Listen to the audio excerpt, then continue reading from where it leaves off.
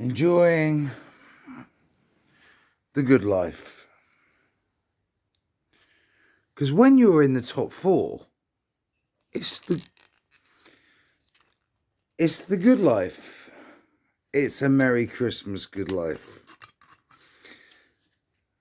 A victory at Leeds will secure Arsenal's position at Christmas in the top four for the first time in 2 years.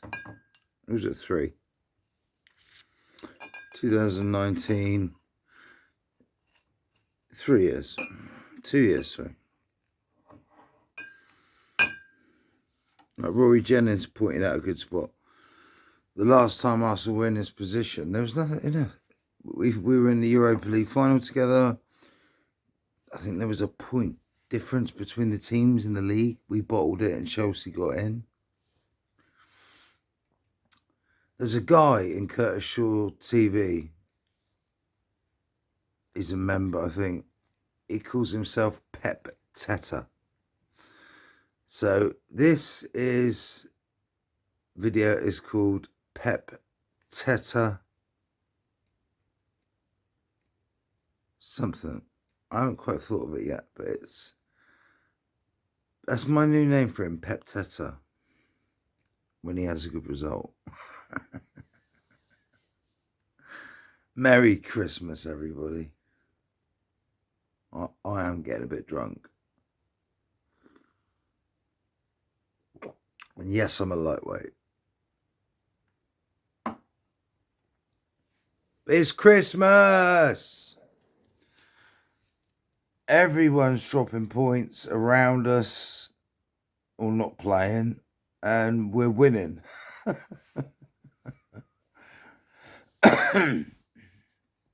Great response from Arsenal. From a defeat to United, heartbreaking defeat when we deserve more. But we didn't deserve more from Goodison. We deserve to be battered, actually. We should have been beaten 4 or 5-1. We were unlucky. We were lucky not to be humiliated up there. But I think Everton tonight proved that they're on the resurgence after securing a point at Stamford Bridge. What a result. Who'd have thought? At Arsenal at home, Chelsea away, the form Everton are in, the players they got missing, that's a no-brainer. That's 0 points. They got 4 points out of it. But Pepteta. This is Pepteta. The first goal against Southampton. Started with Ramsdale. I think between 8 and 9 passes. Risky football with Gabriel, White, Ramsdale back passing. Finally, Ramsdale passed it out. I think Tomiyasu, then to Saka. Or maybe the old guard Saka. And Saka bombs down the right. Crosses it in, Lacazette. Boom. Pepteta. Now, I am Arteta out because I don't think he's an elite manager. And of course he's not, because he's learning on the job. And, a club the size of Arsenal shouldn't have a manager learning on the fucking job. But, you know what? All will be forgiven, Pepteta, if you get us in the top 4 this season. In fact, I don't just want top 4. I want us to topple fucking Chelsea. Because I think they are ready. They are crumbling like an apple crumble pie. Like I said, like the Luftwaffe. Britain's darkest hour. Oh, the Dorniers coming over. The bomb doors open. They think it's East London, because East London got hammered in the Second World War. But they've strayed west. And they've bombed West London. Fashionable, hip West London. and the bombs landed right on Thomas Tuchel's fucking desk.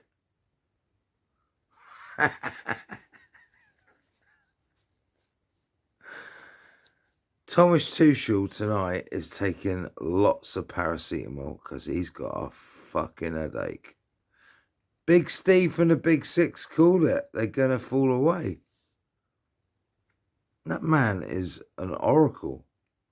How did he see this? But he did call West Ham victory. You got that wrong, Steve, didn't you? Am I getting overconfident thinking we could beat Leeds and Norwich away when our away form's been so poor? I don't think so. Do you know why? Because I feel it in here, in my big fat gut. I know up there we got it, but my gut tells me we're going to win both games. Now that's going to put real fucking pressure on the rest behind us, because if they slip up, sooner or later, Raniak's going to lose a game. It's just football. Man U are quite a poor team, really. They rely on Ronaldo all the fucking time. Can you imagine if Ronaldo gets injured? Can you imagine? What are you going to do?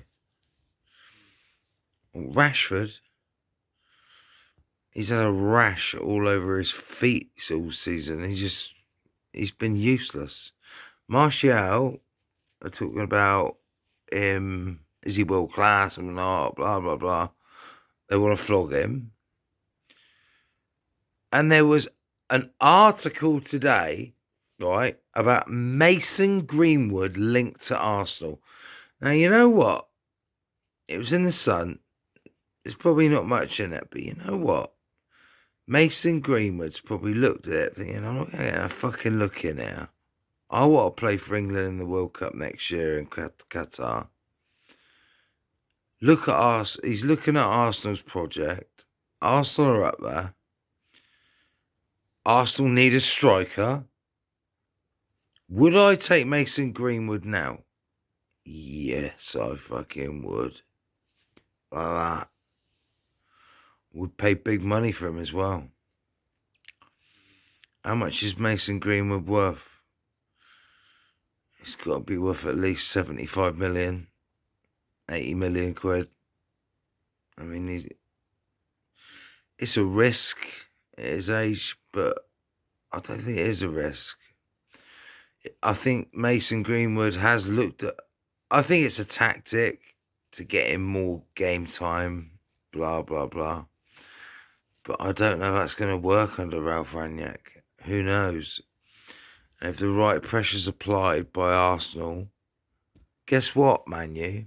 We could take one of your players for once. We could steal one of your best talents. Instead of it, Van Persie, Sanchez, roles reversed, huh? How would you like that, eh? Mason Greenwood breaking into the England squad, replacing Harry Kane as our top marksman in future years to come, but he wears the Arsenal badge. It'd be a brave boy to leave Man United and come to Arsenal. But you know what? I think it'd be a happy boy. Do you know why? Because it'd be up front with Gabriel Martinelli and maybe a Dominic Calvert-Lewin and Saka and Smith Rowe and Odegaard. Partey and Xhaka, I think, will be replaced eventually. We need a world-class CDM. Fuck me, I'd love Declan Rice at Arsenal. But he wants to go to Chelsea, don't he? I think Chelsea are going to splash out on him. They're going to... You wait till January. Chelsea are going to panic buy, which is never good because you can end up with rubbish.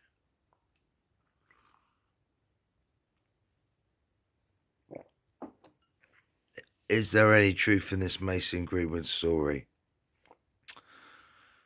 I think a lot of it's to get him more game time at United, but I think there is a 25%, 75% I think there's a 25% out of 100 chance that it is actually true. I think there is some truth in it for two reasons. One, he's absolutely pissed off that Ronaldo's turned up. He never smiles, Greenwood.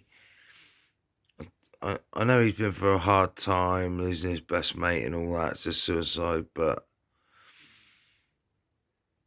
I think he's pissed off Ronaldo's turned up and taken his spot.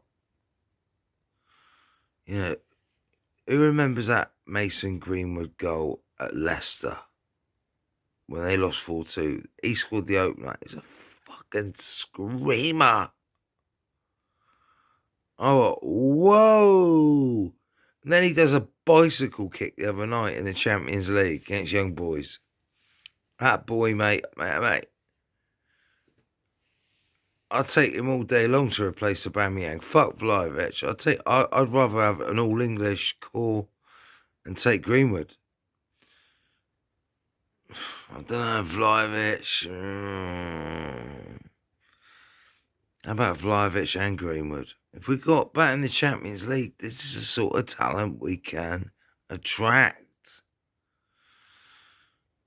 It's so important for Mikel Arteta to prove me wrong and so many Arsenal fans wrong. Come on, pepteta. What football do we play? Tic-tac. Call it some tick. Remember them little thing, tic-tacs.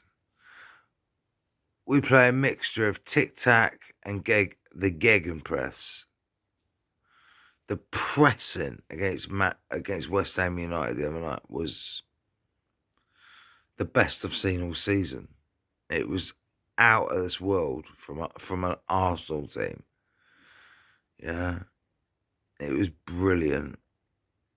I thought Partey and Xhaka would really struggle with Rice, but I think people are forgetting the contribution of Martin Odegaard. And everyone's thinking that he's got to produce like through balls all the time for our forwards and killer passes and goals. Yeah, it scored 3 and 3 before the other night. But what he also is doing is he's finding it difficult. And I always say you've got to give a player a season to adjust to the Premier League physically, pace-wise and physicality. Odegaard will get stronger. He's only 22. He's only stopped growing. He's going to get... Odegaard needs to maybe bulk up a bit, I would say. And Odegaard gets stuck in, mate. It's unseen work that you don't see. But when you're at the game, you see it more.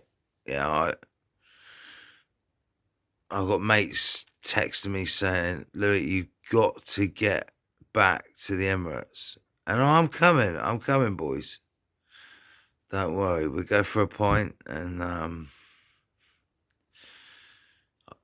thinking about going to the Wolves game, in case there's a lockdown.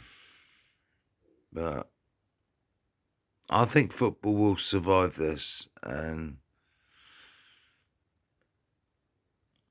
they might reduce the amount of fans in the stadium, but I don't think they'll have behind closed doors.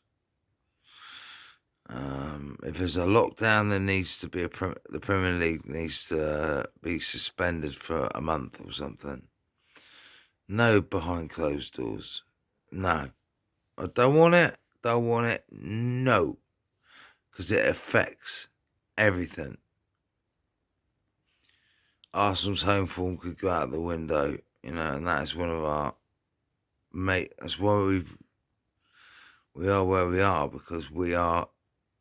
Apart from the Chelsea and the Pablo Mari disappearance against Lukaku, we've been invincible at home this season.